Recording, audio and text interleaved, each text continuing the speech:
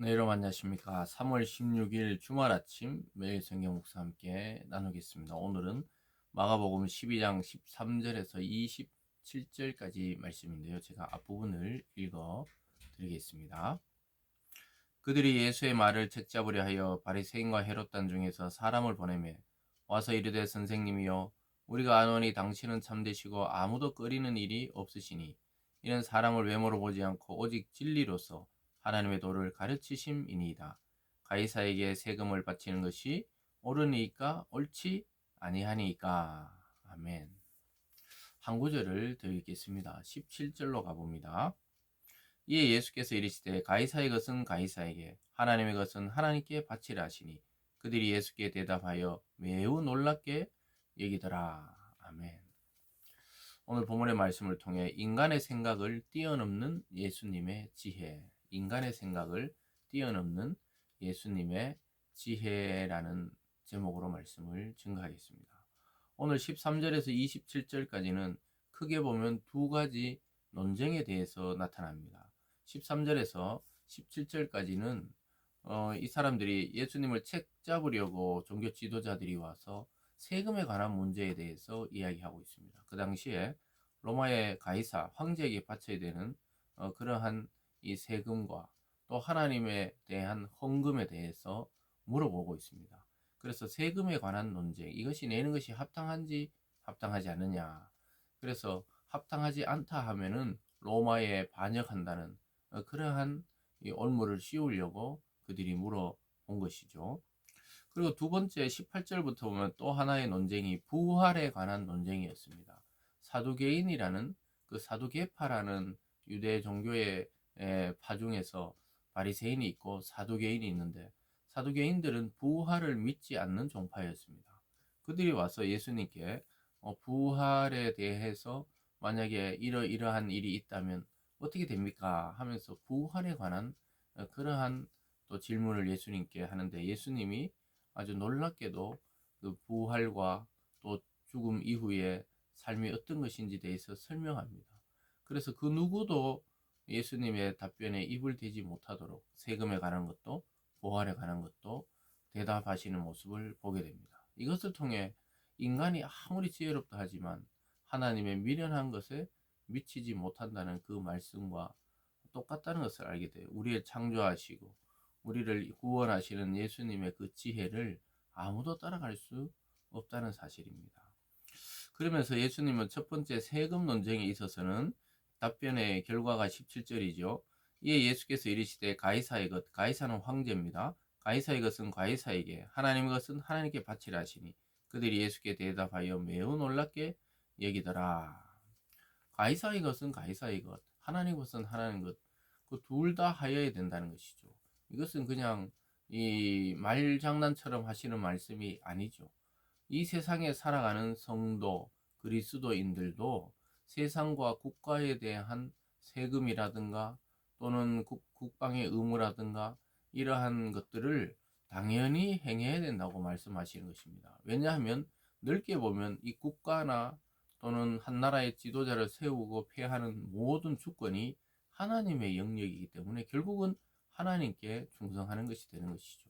그래서 이 우리 그리스도인들이 이 사회성이 좀 있어야 되죠. 그리고 또 사회에 각 분야로 가서 주님의 명령처럼 빛과 소금의 역할로 겸손히 그들을 섬길 때 우리가 거기서 하나님 나라가 확장되는 것이죠. 그래서 이것은 논쟁의 문제가 아니라고 예수님은 말씀하고 있습니다. 이들은 예수님이 세금 내지 말라 하면 로마의 반역자다. 그렇게 이야기하고 또 세금을 뭐 무조건 내야 된다. 이렇게 하면 또 자기 민족의 반역자고 이렇게 올무를 걸려 그랬는데 예수님은 둘 다 해야 된다는 거예요. 하나님의 성전에 드리는 헌금은 당연한 것이고 그거를 또 그렇다고 세상의 것을 막 무시하고 법을 어기고 이것도 맞지 않다고 상식적인 이야기라고 사실은 이야기하는 것이죠. 그래서 우리가 본질적인 어떤 진리에 대한 그러한 문제가 아니라면 상식선에서 감당해야 되는 것이죠. 그래서 뭐 여러분들도 우리가 물건을 사거나 기름을 넣거나 거기 전부 사실 세금이 들어가는 거거든요.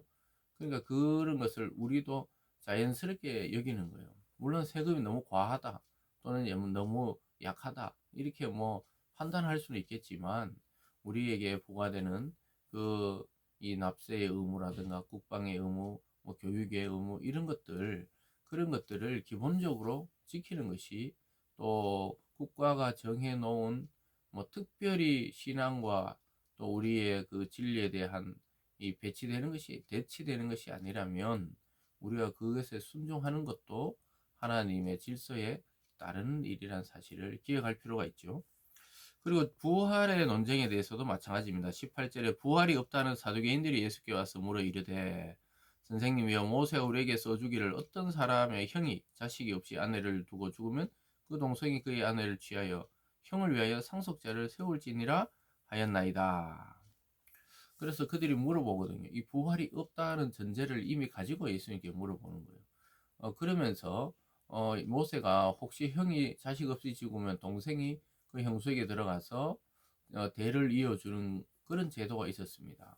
그래서 그것에 대해서 어떻게 생각하냐 이제 이렇게 물어보면서 7형제가 있었다는 거예요. 7형제가 있는데 첫째 마지가 죽고 둘째가 또 가서 그렇게 또 그와 살다가 또 죽고 셋째가 하여튼 뭐 7명의 그 형제가 한 아내를 가지게 되었는데 그들이 부활할 때는 어떻게 되냐고 이야기하는 것이죠.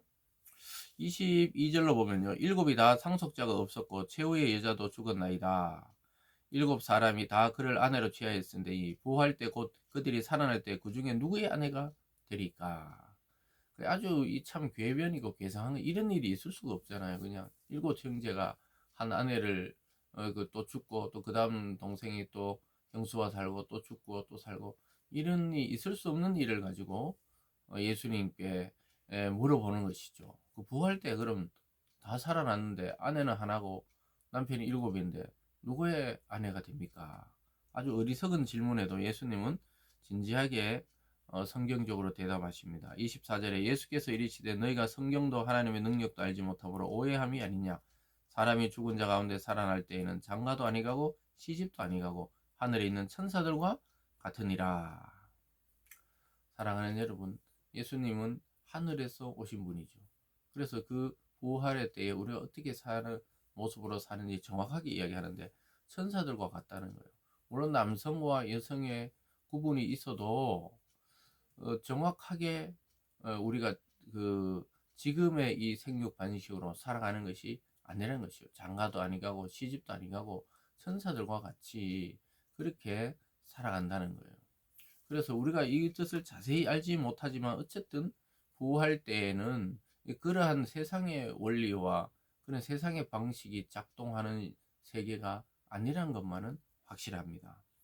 그러면서 계속 이렇게 말합니다. 26절에 죽은 자가 살아난다는 것을 말할지인데 너희가 모세의 책 중 가시나무 뜰기에 관한 글에 하나님께서 모세에게 이르시되 나는 아브라함의 하나님이요 이삭의 하나님이요 야곱의 하나님이로라 하신 말씀을 읽어보지 못하느냐. 하나님은 죽은 자의 하나님이 아니요 산자의 하나님이시라. 너희가 크게 오해하였도다 하시니라. 산자의 하나님. 하나님 앞에서는 모든 사람이 지금 살아 있다는 거예요. 우리 눈에 죽고 보이지 않을 뿐이지 하나님 앞에 모든 사람이 이 천사처럼 산자로 살아 있다는 겁니다. 그래서 우리가 죽지 않고 영원한 몸으로 부활한다는 사실을 이것을 통해 또 한번 보여주면서 이 세상의 논리로 하나님의 나라의 세계를 보려고 판단하려고 하지 말라고 이야기하고 있습니다. 사랑하는 여러분, 우리는 상식의 성도가 되어야 됩니다. 이 세상과 하나님 나라 구분이 아니라 이 세상도 하나님 나라가 하나님이 통치하는 나라라는 사실을 깨닫고 이중국적자처럼 여기도 의무를 행하고 여기도 행하는 그런 지혜가 있어야 되겠고요. 또 부활의 세계를 우리가 정확하게 알고 그리고 부활이 있다는 사실을 우리는 늘 인식하며 이 세상보다 하나님 나라의 소망을 더 크게 가질 수 있기를 바랍니다. 기도하겠습니다. 사랑의 하나님 아버지, 우리의 작은 지혜로 하나님의 놀라운 또 어마어마한 진리를 함부로 판단하지 않게 도와주시고 우리에게 주시는 이 계시의 말씀, 이 복음을 잘 마음에 새기고 성실하게 참된 그리스도인으로 살아가는 오늘이 되게 하여 주시옵소서. 감사드리며 예수님 이름으로 기도드리옵나이다. 아멘.